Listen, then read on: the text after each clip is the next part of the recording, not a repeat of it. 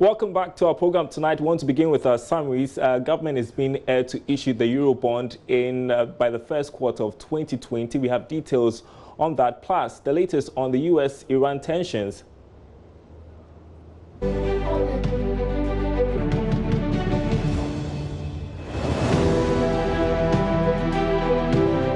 Economists have advised government to issue Eurobond quickly in the first quarter of the year and use the foreign exchange to cushion the cedi from further depreciating against the country's major foreign trading currencies. In separate interviews with the Daily Graphic, Professor Peter Kwate, Dr. Said Bwache, and Mr. Courage Kwesi Boti said in December last year that the pace of depreciation of the currency could aggravate this year if credible measures were not used to raise forex to meet demand.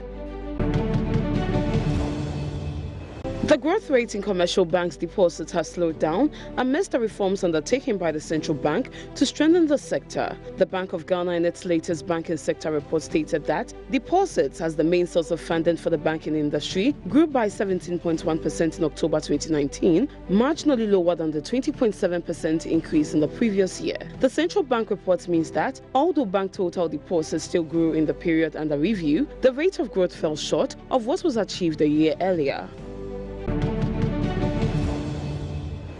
The Ghana Railway Workers Union has warned of possible agitations by its members if President Akufo-Addo fails to address the ongoing impasse between government and the Ghana Manganese Company, which has had to halt its operations since December 2019. The company had to suspend its operations after it exceeded its export target of 5 million metric tons of manganese ore for 2019, a development which government is not happy about. Oil prices have risen sharply after the killing of a top Iranian general in Iraq.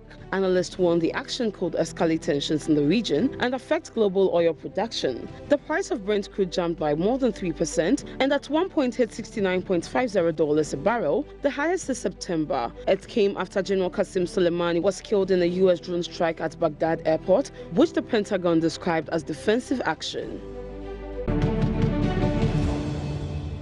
Japanese officials on Sunday criticized Carlos Ghosn's escape from the country as unjust and vowed to tighten immigration rules in their first public remarks since the former auto executive fled for Lebanon a week ago. Ghosn left Japan illegally by unjust methods, said Justice Minister Masako Mori, the country's top judicial official. She said that authorities have no official record of Ghosn's departure from Japan and that prosecutors are investigating the case.